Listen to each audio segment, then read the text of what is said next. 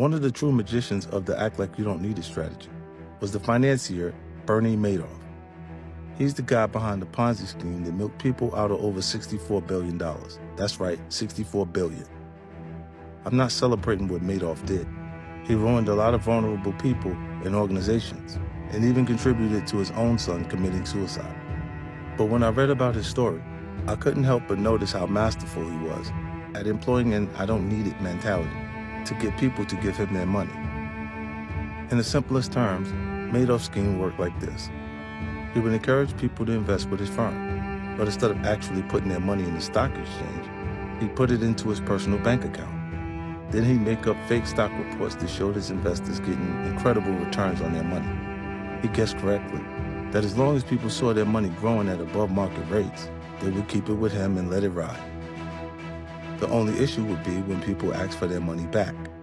Since Madoff never actually invested the money, it would be impossible for him to cover those acts. The money wasn't in his account anymore. He had already spent it on homes, cars, and planes, all that good stuff. In order to keep the scheme going, Madoff would have to constantly bring in new investors and keep the finances flowing. Because he needed as many new investors as possible to prevent his scheme from collapsing, you probably think Madoff would be very aggressive in going after potential targets, especially in cultivating the big money folks he met at galas, parties in Manhattan, Hollywood, and the Hamptons.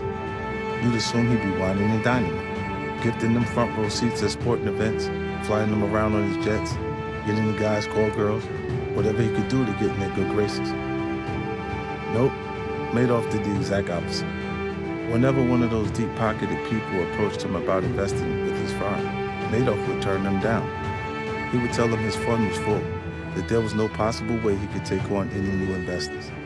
Sorry, he just couldn't do business with them. That would drive those rich folks crazy. Remember, these were power brokers who were never told no. Instead of walking away, it made them want to work with Madoff even more. They became convinced that Madoff was sitting on a more lucrative situation than they originally thought. Let's say a rich guy offered to invest $5 million when he first approached Madoff, a level of investment most managers like Madoff would jump at. After hearing no, the guy might come back to Madoff with an offer to up their investment to $10 million.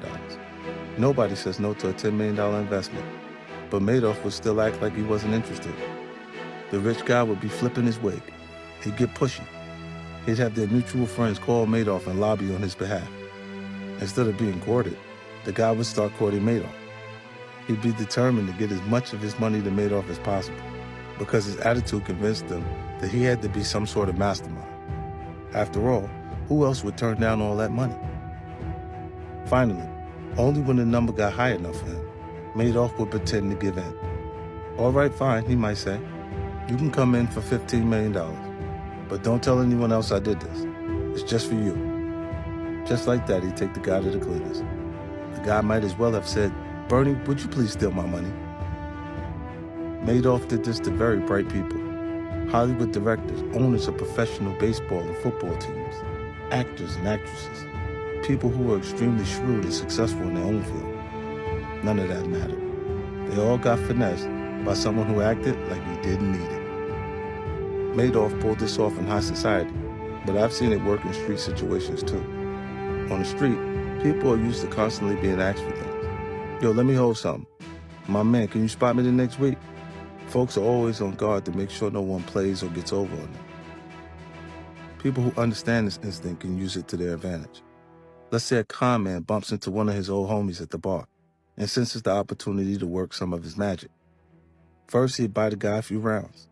Top shelf, no well liquor. Make it seem like money was no object. After a few, he might casually mention the Benz he had parked outside, or the trip to Aruba he just took his girl on.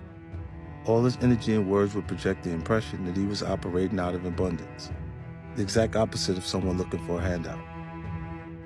Eventually, the guy's friend would want to know what's funding the lifestyle. The con man will reply, very humbly, he's doing well in real estate. He won't say much more, and instead will push the conversation back to funny old stories. The time we took those girls to Coney Island, or when the fight broke out in the park. The friend will remain fixated on the money though. Hey, what sort of real estate deals you doing? He'll eventually ask. That's when the con will make his move. Oh, it's complicated. Basically, I'm just flipping city-owned properties. he might say. Yeah, this thing I got going on right here is really great. I know some people in City Hall, and they've put me on to some serious opportunities, especially this new development I just got some money together for. I think it's gonna make a killing. The trap has been set, and more often than not, the needy person will walk into it. Yo, my man, what's good? You gotta let me in on this. The con man will take another sip of his drink and pretend to mull it over. Look, because we've been people for a long time, if you want in, I can hook you up. But the absolute most I can let you put in for is $10,000. I'm sorry, but the rest of it is pretty much spoken for. I'm down, the fellow said, and start to make a